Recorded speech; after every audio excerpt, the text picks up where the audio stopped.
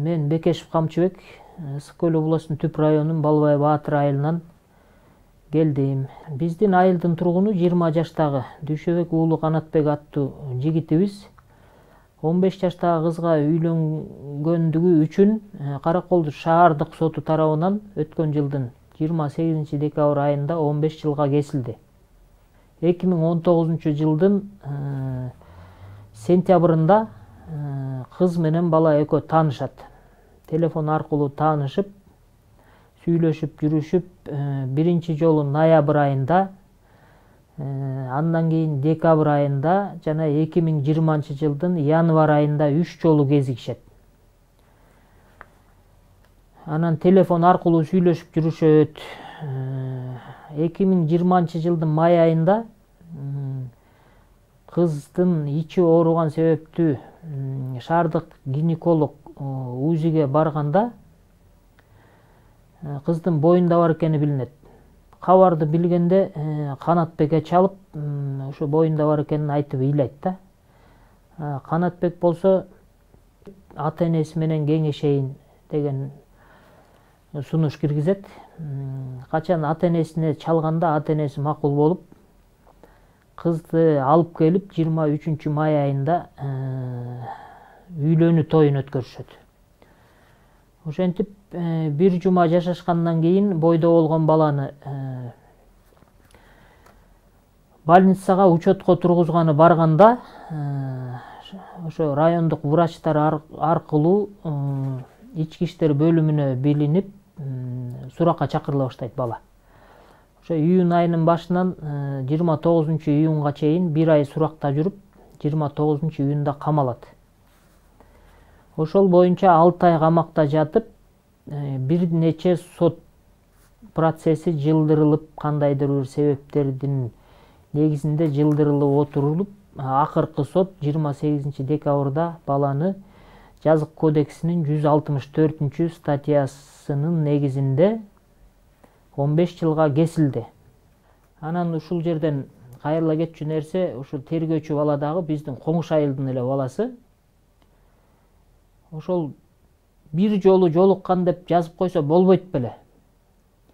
Ал бала деген тиги баладан отказ кылып атса бир жөн, же кызды албайм деп атса бир жөн, экөө семья болуп жашап аткандан кийин ошолорду мындай адамгерчиликте туура түшүнүп туруп, бир жолу кошулган деген негизде сотко өткөзсө болбойт беле.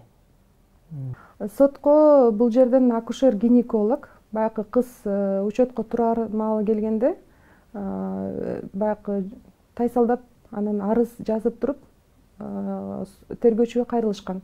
Бул жерде кыздын ата энеси тергөөчүгө дагы арыздообуз жок. Тескерисинче эки жак жакшы кудалашкан. Бул жерде күйөөсү менен аялы, жаш жубайлар турмуш курардан мурун 3 жолу жыныстык катнашта болушкан. Ошону тергөөчү өзүнүн ишинде 3 жолу эпизод катары көрсөтмө кылып сотко жибергенде иш өндүрүмүндө. Ошо менен 3 жолу ушул эле бир эле статья 3 жолу колдонулуп атат. 7,5 жыл, 7,5 жыл, 7,5 жыл 164-берени 3 жолу колдонулуп атат.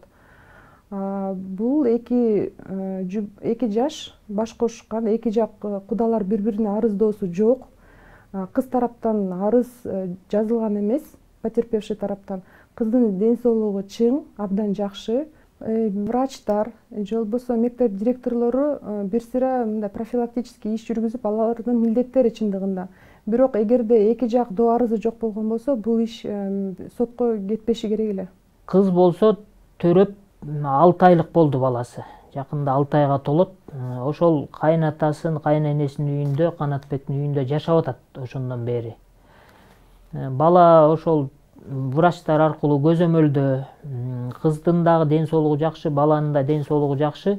2004-жылы 9 мартта төрөлгөм. Каракол шаарынын тургунумун. Өткөн жылы сентябрь айында жолдошум Дүйшөбек уулу Канатбек менен таанышканбыз.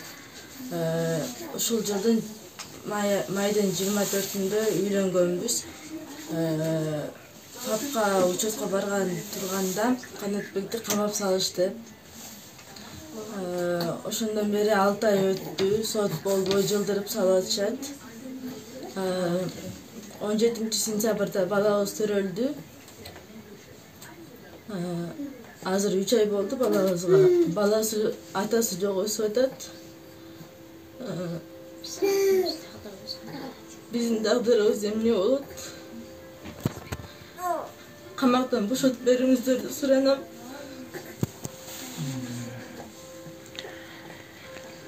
Баланын ден соолугу жакшы, ай сайын барып турабыз. Менин да ден соолугум жакшы. Эң өкүнүчтүүсү эле балабыз атасы жок өсүп атат, атасын көрө элек. Камактан бошотуп бериңиздерди суранам. Үйлөнгөндө мен макулдугумду бергем, атасы да макулдугун берген. Ошо экөөбүздүн макулдугубуз менен булар үйлөнүп, бияктагылар алып кетишкен. Жакшы эле жашап атышкан.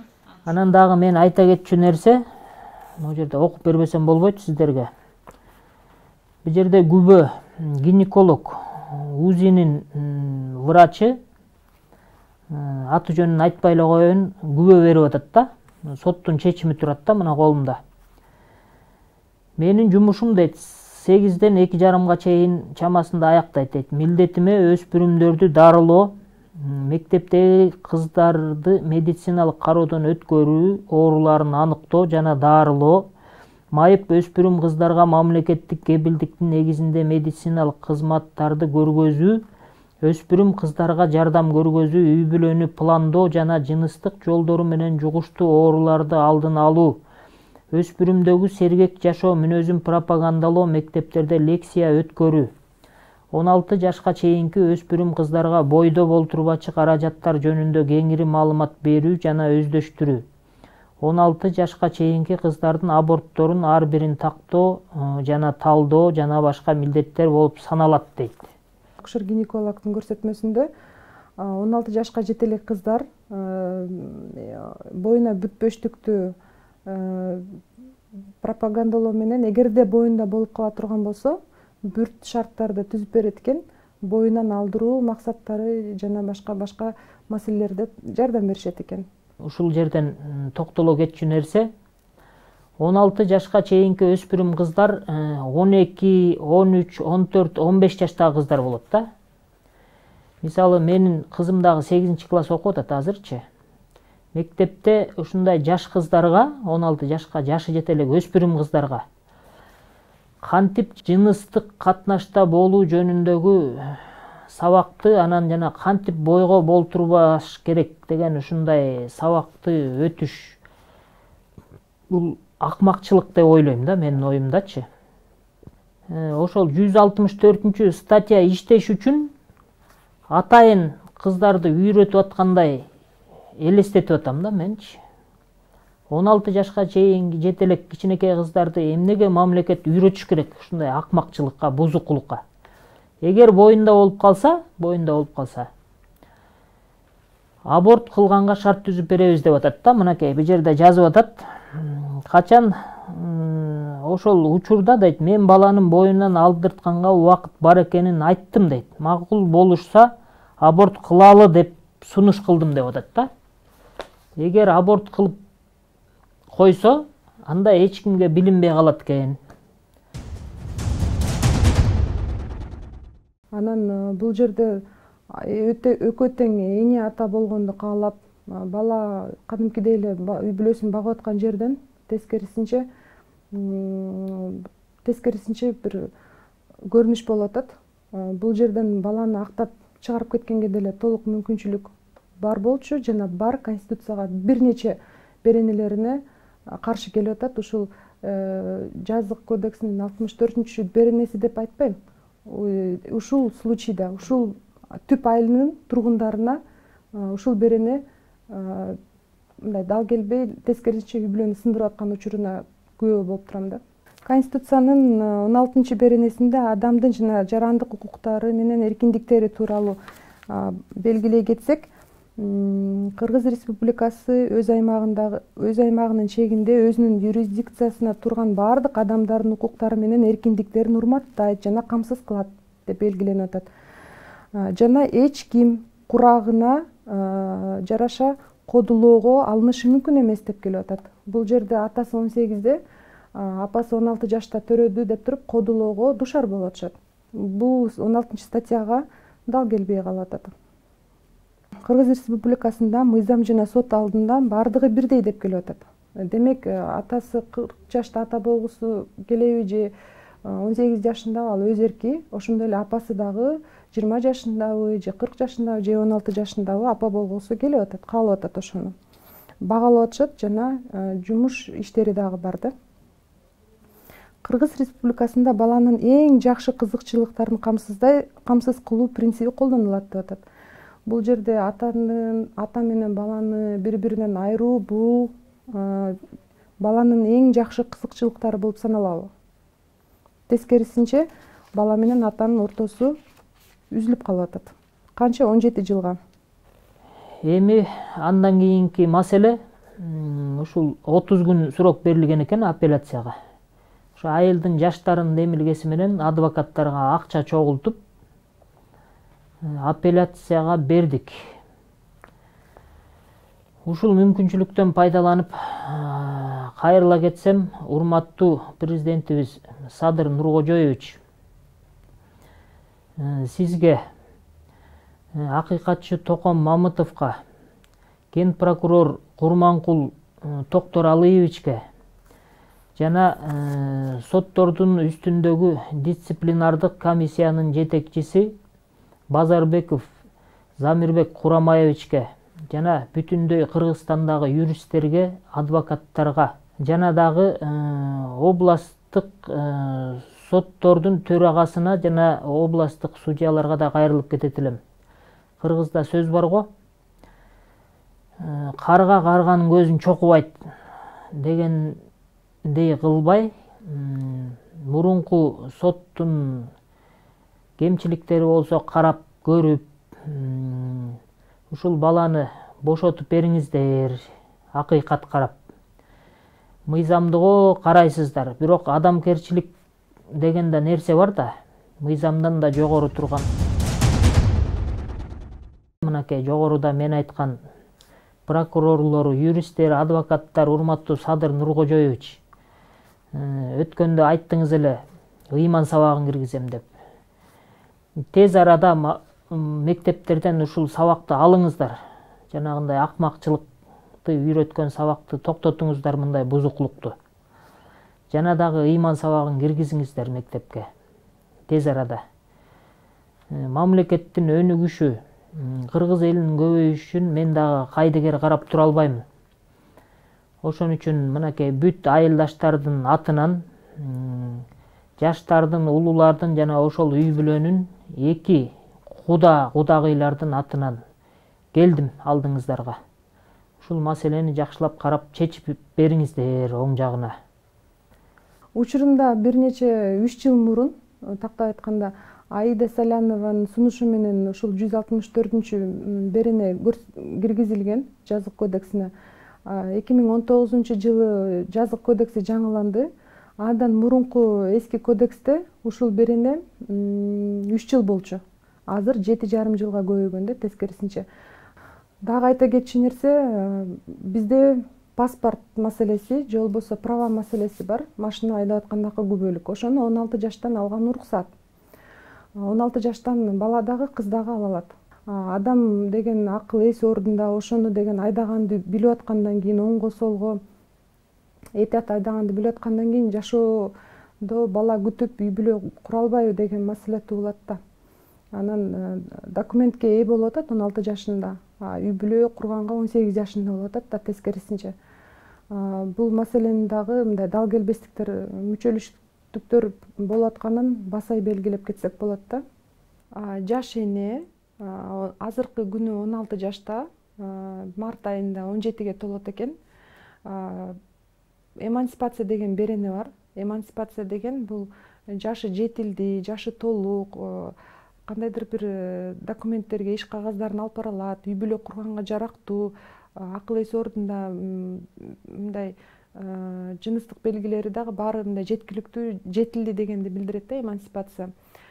Буну жаш эне кандай кылат десе, айыл өкмөтүнө жергиликтүү же болбосо мэрия тарабына кайрылат паспорту жана канча бир справка менен. Соттун чечимисиз эле айыл өкмөтү же болбосо мэрия уруксаат берет жашың жетилди дегенде. Себеп дегенде фактически бул жаш эне азыр эне болуп атпайбы, колунда 5 айлык баласы бар. Эмансипация фактически жана юридически да бекемдеп туруп, ошонун негизинде ошол документти алгандан кийин эмансипация болду деген. Конституциялык сотко кайрылууга толук мүмкүнчүлүгү бар. Себеп дегенде Конституция менен жазык кодекси кайчы пикир келип атат. Бул жаш үй бүлөнүн случайында жаш ата, жаш апа ортосунда 5 айлык баласы бар. Конституциянын бир эмес бир канча беренеси булардын үй бүлөсүн коргоп бериш керек. Кыргыз Республикасынын өзүнүн конституциясынын 36 беренесинде айтылып атат да, мамлекет үй бүлөнү, анын ичинен атаны, анын ичинен энени, баланын укугун коргойт жана кепилдик берет деп атат да. Эгер мамлекет үй бүлөнү коргоп кепилдик бере турган болсо, анда үйлөнүп татынакай жашап аткан үй бүлөнүн ажыратып, атасын, энесинен, баласынан ажыратып 15 жылга кесип ийген, бул карама каршы келип атпайбы кайра Конституциягачы? Ушул законду кайра башынан карап, бул законду туура чечиш керек. Мына адвокаттар да айтып атат да, бул чийки закон депчи. Мындай шашылыш түрдө эле чыгып калган. Урматтуу президентибиз, соттор Канатбек деген 15 жылга соттолуп кеткен. Анын эч кандай күнөөсү жок. Анын болгон күнөөсү бир гана жолдошу менен, колуктусу менен жашап атканы. Анан ошону жакшыраак кызды алдың деп эле соттоп жиберишти. Эми ошол болмок беле. Ансы деле биздин Кыргызстанда деген 50% жаран ажырашкандар. Ажырашкан үй бүлөнүн бириктирбей эле кайра бир чогуу жашап аткан үй бүлөнү ажыратып, ошону соттоп жиберген болбойт да. Эми жакшынакай жашап аткан үй бүлөнү тынч коюп, тамырына балта чаппай, ошону бошотуп бериңиздер. Булар кадимкидей жакшынакай үй бүлө болуп жашасын. Колуктусу кичинекей бала менен отурат. Тырмактай баламды кантип багам деп. Ошону суранабыз сиздерден. Урматтуу Садыр Нуркожоевич, урматтуу соттор, күйөөмдү 15 жылга кесип салышты. 25-inde сот болот. Ошону камактан бошотуп бериңиздерди суранам. 5 айлык балабыз бар. Ошону ким багат, мен жалгыз бага албайм. Күйөөмдү камактан бошотуп бериңиз. Урматтуу соттор, урматтуу адвокаттар, баламды чыгарып бергенге өкүнөм. 25-inde соту болуп, ушул балам эле бакчыда ачка отурабыз. 5 айлык баласы бар. Урматтуу президент, урматтуу сотубуз, ушул уулумду ушул камакта жатты эле. Ушул 15 жылга кесип иштелип, ушуну кантип чыгарып бериңиз суранабыз. Ушул урматтуу адвокаттар бизге айрылып берсеңиздер ушул бала үчүн. Ошону бир чыгарып берсеңиздер суранабыз.